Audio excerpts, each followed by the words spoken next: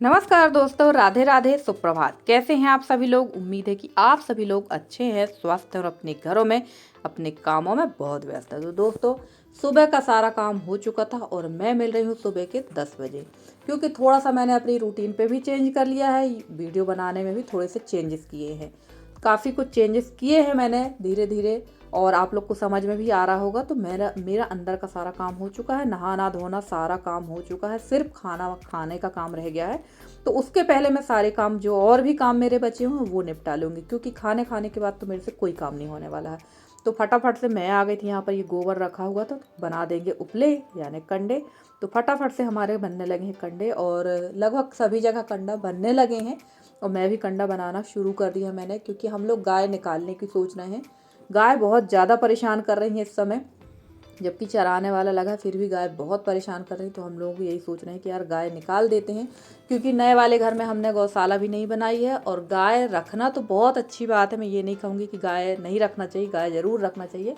और कोशिश करेंगे कि एक ही गाय हम लोग रखें। पर हम लोग को जब कहीं आना जाना होता है ना, तो हम लोग बहुत ज़्यादा बंधुआ टाइप के हो जाते हैं। एक ही व्यक्ति घर से जा सकता है, एक व्यक्ति जा ही नहीं पाता है, क्योंकि गाय की जो टाइमिंग है, सुबह अगर जाए गाय चरने, शाम को आए, तो फिर भी आदमी पूरा दिन कहीं कुछ ना कुछ कहीं ना कहीं जा सकता है।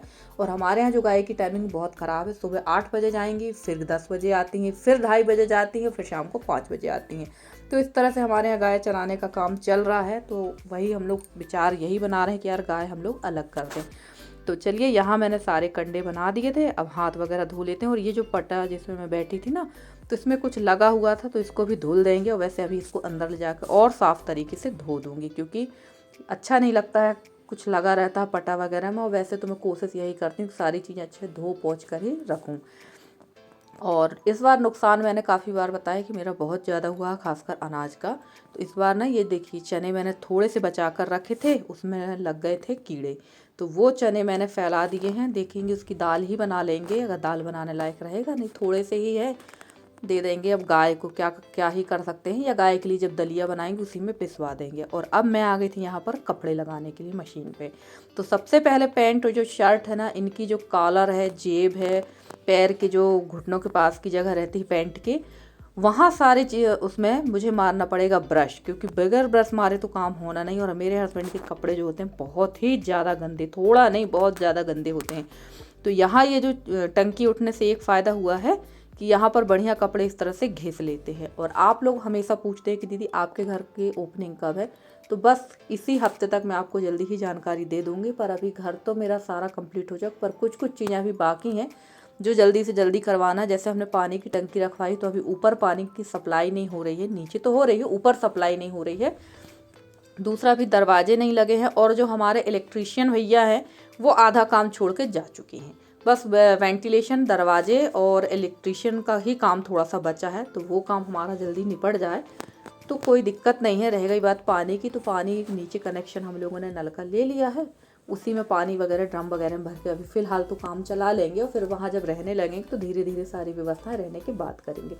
तो चलिए, ये चौके के कपड़े थे, रसोई में हम लोग जो नैपकिन यूज़ करते हैं, नैपकिन सही शब्द होगा ये नहीं, ज़रूर बताना। तो ये जो कपड़े हैं, ये मैं हाथ से ही धो के डालती हूँ, क्योंकि बहुत ज़्यादा गंदे होते हैं, बहुत तेल चिकनाई सारी चीज़ें इनमें रहती है, तो हाथ से ही धोना पड़ता है। तो ये बड़ा अच्छा हो गया, यहाँ पर चीप में बैठे खड़े होके इस तरह से कपड़े धो लेती हूँ। और मशीन पे लगा दिए थे मैंने कपड़े। और उसके बाद ये ले लिया है मैंने डिब्बा। ये इस डिब्बे में हमेशा मैं पूजा का पानी भर के रखती हूँ। तो पता नहीं क्यों, जो ऊपर पत्तों की जो छाँव बनी है ना शिव जी के ऊपर, वहाँ से पता नहीं क्या ऐसा इसमें गिर रहा था कि बहुत बुरे दाग इसमें लगे थे, एक अजीब सा काला काला सा कुछ गिर रहा था। और फिर जब बाद में मैंने ऊपर देखा, तो वहाँ पर एक रिरुआ यानी गिलकी लगी हुई थी, वो ख़राब होकर इसी के ऊपर गिर रही थी। तो बहुत गंदे दाग भी बन चुके थे। तो मैंने कहा चलो इसको धो देते हैं। और काफ़ी दिन भी हो गए थे, इसको अच्छे से धुला नहीं था, ऐसे खंगाल तो देते थे पर हाथ से नहीं धुला था। तो इसको अब मैं धो देती हूँ, और इसको पलटा कर रख देंगे धूप में, ताकि दूसरे दिन आना है नल तो इसमें भर जाएगा, भगवान के लिए भी जल, और हम लोग के यहाँ कोई अगर व्रत वाला व्यक्ति आ भी जाता तो उसके लिए भी ये काम में आ जाता है। क्योंकि अंदर का जो पानी, कितने भी आप साफ़ सफाई से भरो, कहीं ना कहीं वो ख़राब हो ही जाता है, चाहे आप कितना भी उसको व्यवस्थित तरीके से करो। तो चलिए, मैंने ये डिब्बा भी धो दिया है, उसके अलावा ये फूल वाली टोकरी है, इसको भी धो के रख देते हैं। और जिसमें अभी सामान रखा है शिव जी की पूजा वाली टोकरी, वो भी रखी है, वो भी धुल देंगे। तो ऐसे होते करते तो पूरी दोपहर हमारी छोटे छोटे कामों को करते निकल ही जाती है।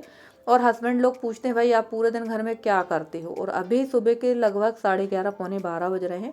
और इन दिनों तो जितनी भी जल्दी उठो काम उतना ही बढ़ता जाता है, हाथी की पूंछ की तरह। तो चलिए, वहाँ का काम हो गया। उसके बाद मैं आ गई थी यहाँ पर।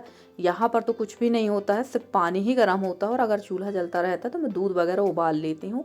और अंदर का ही चूल्हा इस समय मैं जला रही, क्योंकि ठंड काफ़ी होने लगी। और चूल्हा में खाना बनाने का जो मज़ा है वो ठंड में ही आता है। और सबसे अच्छी बात ये है कि अब चूल्हा जलाने की ज़रूरत है, तब मेरे यहाँ लकड़ी नहीं है, काफ़ी बार बताया।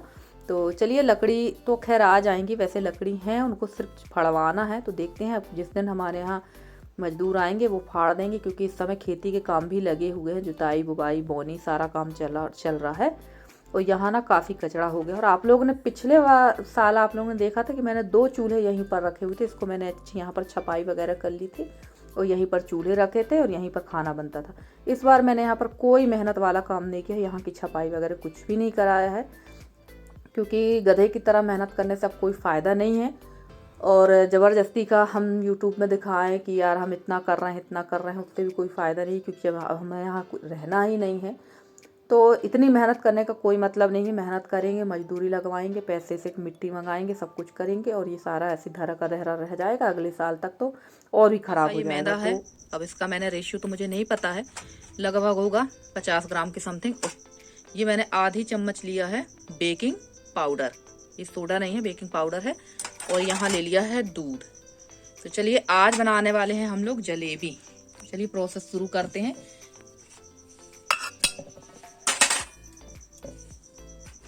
और मैदा मुझे थोड़ा सा ज़्यादा लग रहा है तो मैं कम ही डालूंगी, करीब 1 चम्मच जैसे मैं बचा लूँगी, इतना मैं बचा लूँगी। अगर मुझे ज़रूरत समझ में आएगी तो दोबारा डाल दूँगी। और ये है बेकिंग सोडा।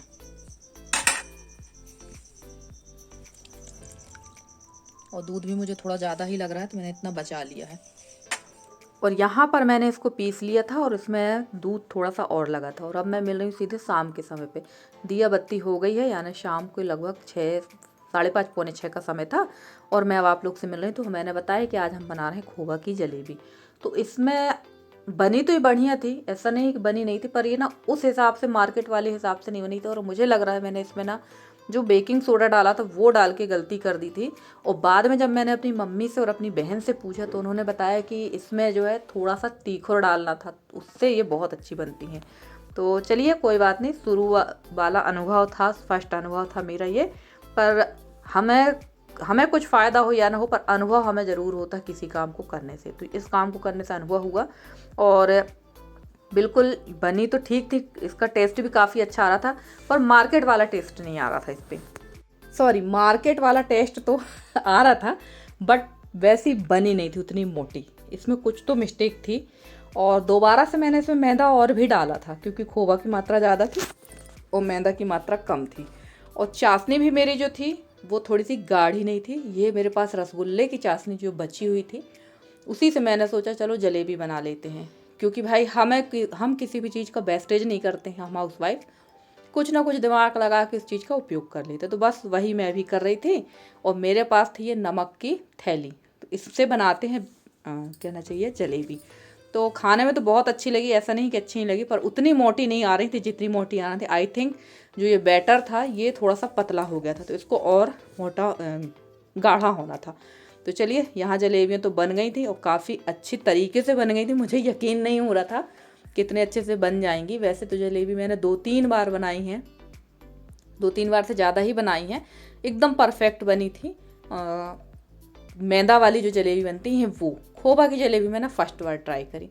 पर नेक्स्ट टाइम मैं इसको और भी अच्छी तरह से और भी परफेक्ट तरीके से बनाने की कोशिश करूँगी और आप लोग के साथ शेयर करूँगी। मैं कोई भी चीज़ बनाती हूँ, जो चीज़ अच्छी बनती है मैं आप लोग को बताती हूँ कि यार ये चीज़ अच्छी बनी है। जो चीज़ अच्छी नहीं बनती उसको मैं बिल्कुल कह देती हूँ यार ये चीज़ मेरे हाथ बिगड़ गई है। इसमें मैं कभी ये नहीं कहती कि नहीं ये बहुत अच्छा बना है या मैंने बहुत अच्छा बनाया है, आप भी बनाइए। क्या मतलब है भाई कि हमारे हाथ अगर बिगड़ा तो हम आपका मटेरियल और आपका जो सामान है वो सब चीज़ें ख़त्म कराएं। तो बनी बहुत अच्छी थी। आप अगर ट्राई करना चाहते हैं तो इसमें आप तीखोर ज़रूर डालिएगा, तीखोर के बगैर ये बिल्कुल भी नहीं बनेंगी, बिगड़ जाएंगी। और तीखोर क्या होता है ये हमारी छत्तीसगढ़ की बहनें भी जानती हैं, हमारे एमपी की काफ़ी कुछ बहनें जानती हैं। और जब नेक्स्ट टाइम मैं तीखोर डाल के बनाऊँगी तो वो भी मैं आप लोग के साथ शेयर करूँगी। और यहाँ आँच जो है मैंने कर दी थी धीमी, बहुत ज़्यादा तेज़ नहीं। और आप लोग सोच रहे होंगे यार ये कहाँ की कढ़ाई निकाली है इसने, कितनी गंदी है। एक्चुअली ये कढ़ाई नॉन स्टिक ही थी और इसका मैंने पहले बहुत उपयोग किया है।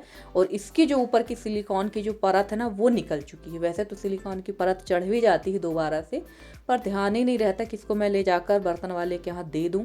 और ये जो नॉन स्टिक पैन है, वैसे मेरे पास नॉन स्टिक पैन काफ़ी सारे हैं, सामान की कमी नहीं है, सिर्फ घर की ही कमी थी मेरे पास अच्छे, और सारी चीज़ें मेरे पास में हैं। तो ये जो नॉन स्टिक पैन है ये मैंने ख़रीदा था स्नैपडील से, बहुत पहले, लगभग 2015 करीब में ख़रीदा था इसको मैंने। तो ये काफ़ी लंबे समय तक चली, पर इसका रेगुलर यूज़ होने के साथ साथ ना ये इसकी जो सिलिकॉन की परत थी ये निकल गई है। उतनी अच्छी बेस्ट क्वालिटी नहीं थी, क्योंकि नॉन स्टिक जो बर्तन होते हैं मेरे हिसाब से 8-10 साल तो चलते हैं, फिर भी ये चली क्योंकि काफ़ी मैंने इसका उपयोग किया था। तो चलिए यहाँ धीमे धीमे आंच पर मैं इनको सेकती जा रही थी और ध्यान से सेक रही थी कि भाई ये जल ना जाए कहीं। और आप लोग जो बहुत अनुभवी हमारी दीदी लोग हैं वो ज़रूर बताइएगा कि भाई इसमें ऐसी कौन सी चीज़ की कमी थी। और जो सेकेंड वाला बैच था ना, ये देखिए इसमें जैसे ही मैंने दोबारा से थोड़ा सा मैदा डाला उसके बाद ये बहुत अच्छी बनी थी, बहुत ही बढ़िया बनी थी, एकदम मोटी मोटी फूली फूली सी, बहुत बढ़िया बनी थी। और ये सारी चीज़ें बनाने में तो बहुत अच्छी लगती, पर इनमें तेल घी का उपयोग भी बहुत ज़्यादा होता है और बहुत ज़्यादा तेल घी लगता है। तो चलिए फ्रेंड्स, आज का ब्लॉग आप लोग को कैसा लगा ज़रूर बताइएगा कमेंट करके। अगर आज का ब्लॉग अच्छा लगा हो तो प्लीज़ लाइक करिएगा। मिलते हैं अगले वीडियो में, तब तक के लिए बाय बाय।